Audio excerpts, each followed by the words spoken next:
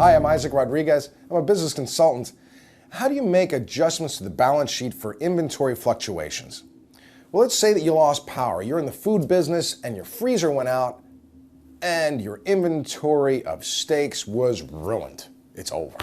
You can't sell them. What are you going to do? Well, the first thing you want to do, certainly, it would be call your insurance company. But that's not going to do anything to the balance sheet. You got to talk to your accountant, find out the best way to do that. Because at one point, you had, let's say, $1,000 worth of meat. But now that is no good anymore, so it's worthless. You're going to have to account for that. There may be tax benefits that you're entitled to, depending. You need to speak to your accountant when you do your financial statements to adjust properly for that reduction. More than likely, it's going to show that $1,000 that you had in inventory the year before, and when you do your balance sheet the following year, it's going to show much less because of that loss. The offset, your accountant will tell you whether or not you'll be able to take it as a loss against income. Make sure you ask them.